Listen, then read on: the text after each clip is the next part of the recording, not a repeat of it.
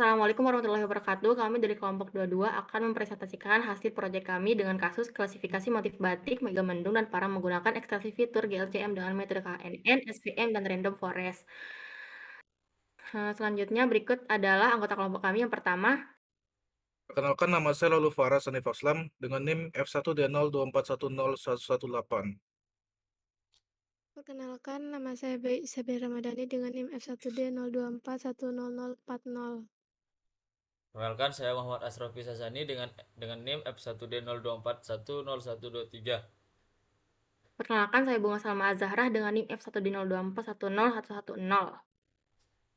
Selanjutnya latar belakang kenapa kami mengambil kasus ini. Yang pertama karena motif batik ini punya tekstur yang kompleks dan kondisi pencahayaannya yang berbeda-beda. Jadi kalau kita identifikasi secara manual ini bisa cukup sulit dan hasilnya tidak selalu konsisten. Oleh karena itu di sini kami akan mengklasifikasikan batik megamendung dan parang dan membandingkan pengaruh pre-processing dan juga bakal mencari model dengan akurasi yang terbaik. Selanjutnya deskripsi program akan dijelaskan oleh Asrofi. Baik, terima kasih. Saya akan menjelaskan deskripsi program. Yang pertama yaitu input program. Citra batik dari dua folder kelas yang terdiri dari itu megamendung dan parang. Seluruh citra di resize ke ukuran 224 kali 224 pixel agar ukuran data seragam. Selanjutnya yaitu pada proses inti, program menjalankan beberapa skenario pengolahan citra, lalu mengekstrak 28 fitur tekstur menggunakan metode GLCM. Dilanjutkan dengan seleksi fitur dan standarisasi sebelum akhirnya digunakan untuk melatih model klasifikasi. Selanjutnya yaitu outputnya, hasil ekstraksi disimpan ke CSV dan performa model dievaluasi menggunakan akurasi, precision, recall, F1 score, serta confusion matrix. Oke, lanjut.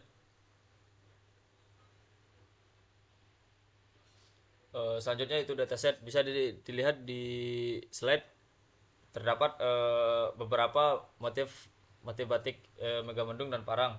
Di sini dataset yang digunakan terdiri dari 200 citra batik dengan rincian 100 citra motif megamendung dan 100 citra motif parang, sehingga jumlahnya seimbang antar kelas. Pembagian dataset dilakukan berdasarkan nama folder, di mana nama folder tersebut menjadi label kelas untuk setiap citra di dalamnya. Seperti terlihat pada contoh gambar, kedua motif memiliki variasi warna, tekstur, resolusi, dan pencahayaan yang berbeda-beda sebelum diproses lebih lanjut. Oke, terima kasih. Selanjutnya pre-processing akan dijelaskan oleh Aslam. Baik, jadi pada pre-processing ini terdapat pre-processing pertama, kedua, dan ketiga. Jadi pada pertama ini dia menggunakan resize, lalu ditambah dengan grayscale, ditambah dengan equalisasi histogram, dan normalisasi. Tujuan dari pre-processing pertama ini adalah untuk menyeragamkan ukuran, mengubah citra menjadi abu, dan memperbagi kontrasnya. Pada pre-processing kedua, itu menggunakan resize, grayscale, median filter, dan sharpening, yang dimana tujuannya itu untuk mengurangi noise. Namun tetap mempertegas tepi dan pola tekstur batiknya. Lalu pada pre-processing ketiga, yaitu menggunakan resize, grayscale, morphology opening, dan threshold. Tujuannya itu untuk membersihkan area kecil dan membuat bentuk pola menjadi lebih tegas. Sekian. Selanjutnya adalah demo kode project kami.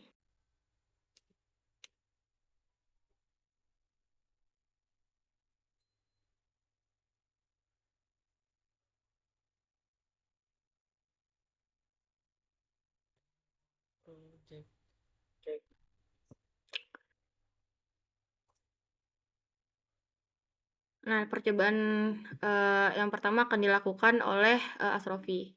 Baik, terima kasih. Di sini saya akan menjelaskan percobaan nol atau baseline-nya dari proyek kami. Citra ini hanya dikonversi menjadi grayscale untuk menghilangkan informasi warna dan mengutarakan informasi tekstur serta pola. Tujuannya itu baseline adalah untuk mengetahui performa awal sistem sebelum diterapkan metode preprocessing pada percobaan berikutnya. Sini terdapat beberapa gambar yang sudah di grayscale, diantaranya megamendung dan parang. Selanjutnya,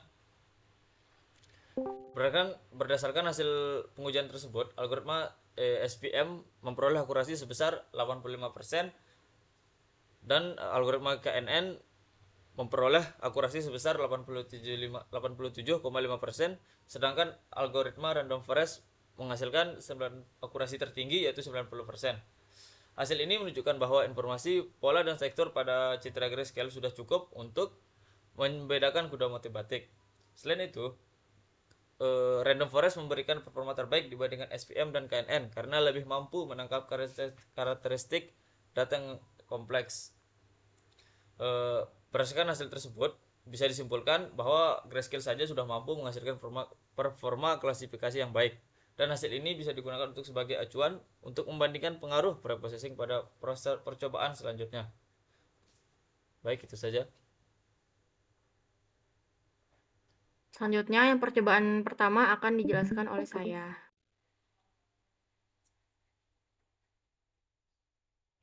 Udah ya. Pada percobaan pertama ini, di sini kita melakukan preprocessing berupa grayscale, histogram ekualisasi, dan normalisasi. Nah, di sini histogram ekualisasi ini dipakai buat biar ada kontras pola batik itu lebih terlihat. Dan selanjutnya yang normalisasi kita lakuin biar menyeragamkan rentang nilai pixel agar proses ekstraksi fitur lebih stabil. Nah, yang selanjutnya ada ekstraksi GLCM. Nah, di sini ekstraksi GLCM ini adalah digunakan untuk membaca karakteristik tekstur pada motif batik dengan melihat hubungan antar piksel pada sudut 0, 0 derajat, 45 derajat, 90 derajat, dan 135 derajat.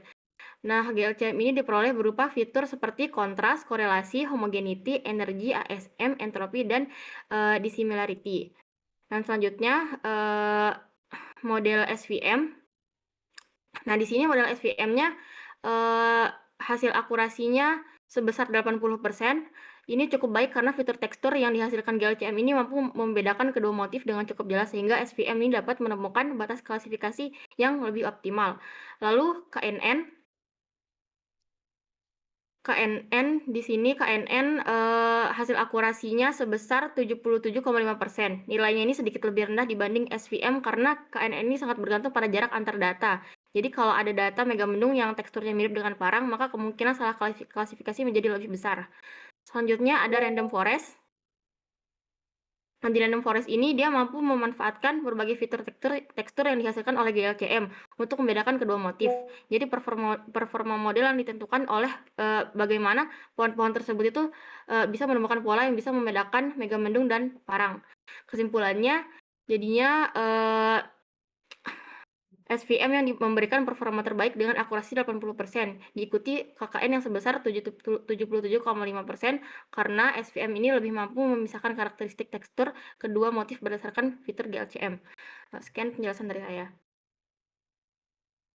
Selanjutnya percobaan kedua akan dijelaskan oleh Aslam. Baik. Saya akan menjelaskan percobaan kedua. Jadi saya akan menjelaskan dengan simpel saja perbedaan pada proses pertama dan proses kedua. Yang dimana pada proses pertama itu bisa dilihat pada bagian sharpeningnya, yang pre-processing. Oke, di sana kan ada depth median filter gray kernel size sama dengan 3. Itu fungsinya itu buat menerima dua parameter, yaitu gray hasil dari pre-processing pertama dan kernel size-nya itu sama dengan 3 yang menentukan ukuran jendela pemrosesannya. Yang pertama pada pad kernel size 2 itu bakal menghitung jumlah padding yang dibutuhkan dengan kernel size sama dengan 3. Nilai padnya itu bakal menjadi 1 yang artinya itu satu baris atau satu kolom pixel tambahan yang ditambahkan di setiap sisi citranya. Padding ini menggunakan mode edge yang berarti nilai pixel tepi citra direplikasi keluar sehingga pixel di sudut dan tepi citra tetap bisa diproses tanpa kehilangan informasi. Selanjutnya pada yang bagian sharpening. Oke, jadi cara kerja yang sharpening ini tuh untuk setiap pixel di citranya itu dikalikan dengan 9 pixel di sekitar secara elemen per elemen lalu dijumlahkan. Nilai tengah kernelnya itu kan 5, jadinya pixel yang sedang diproses itu dikalikan 5 sehingga kontribusinya itu diperkuat. Sementara 4 tetangga langsung atas, bawah, kiri sama kanannya itu dikalikan -1 yang artinya pengaruh pixel sekitar justru dikurangi dari nilai pusat. Sudut-sudut kernelnya itu bakal bernilai 0 sehingga pixel diagonalnya itu tidak ikut diperhitungkan. Jadinya pada bagian SVM bisa diperlihatkan bagian SVM kainan dan forest.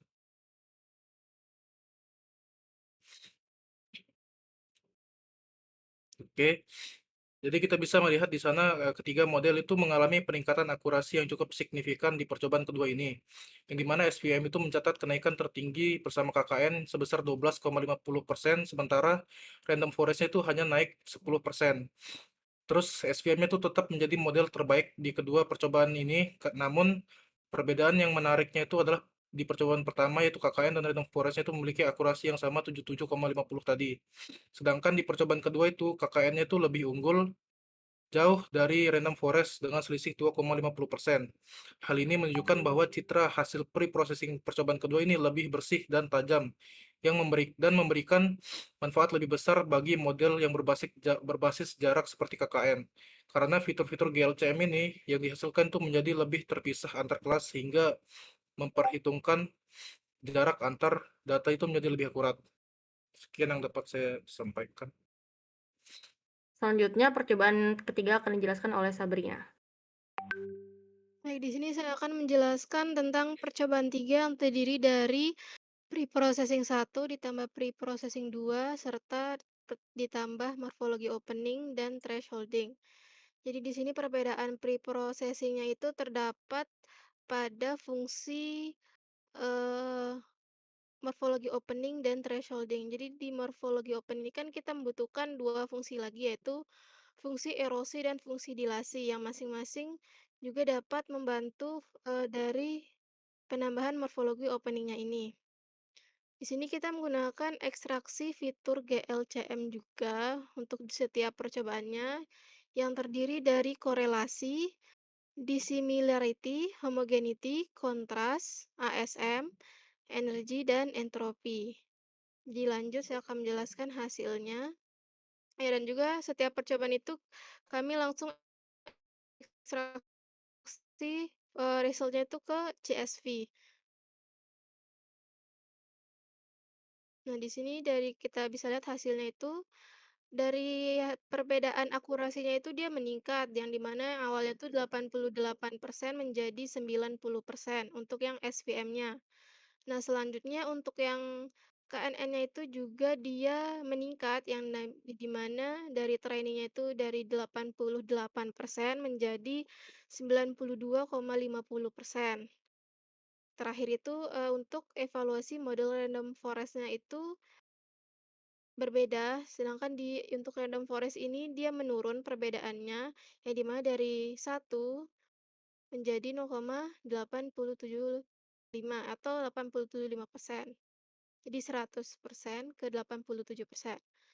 Nah, di sini untuk evaluasinya itu kita bisa lihat yang dimana perbedaan yang paling berpengaruh itu ada di KNN, yang dimana sebesar 92,50%. Mungkin bisa kita lanjut ke bagian analisisnya.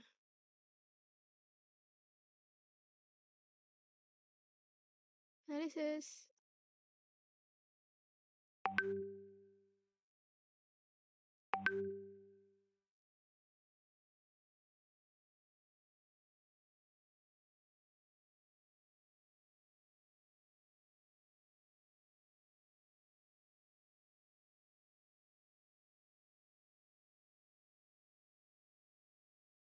Baik, di sini kita masuk ke bagian analisisnya dari ketiga percobaan itu.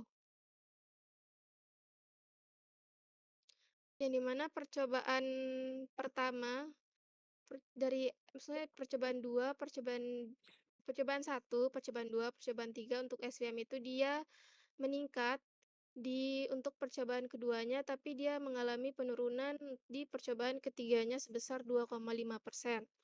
Untuk KNN itu dia meningkat dari setiap percobaan, yang dimana pada percobaan pertama dan kedua itu dia meningkat sekitar lumayan banyak dari 77,5% menjadi 90%.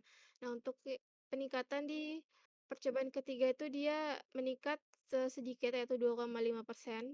Dan untuk yang terakhir itu random forest, dia meningkat dari percobaan satu ke percobaan duanya. Dia meningkat sekitar 10%. Sedangkan untuk percobaan 2 ke percobaan tiganya tuh tidak mengalami peningkatan yang signifikan. Jadi nilainya sama. Jadi berdasarkan hasil analisis kami itu yang terbaik itu KNN pada untuk percobaan pertama, yang paling baik itu menggunakan metode SVM. Sedangkan pada percobaan kedua, yang paling baik itu menggunakan metode SVM juga, yang sebesar 92,5. Nah, untuk percobaan 3, dia, yang paling baik itu untuk KNN, yang di mana sebesar 92,5%. Jadi di sini akurasi tertingginya itu sebesar 92,5%. Mungkin itu saja untuk analisis. Selanjutnya kesimpulan.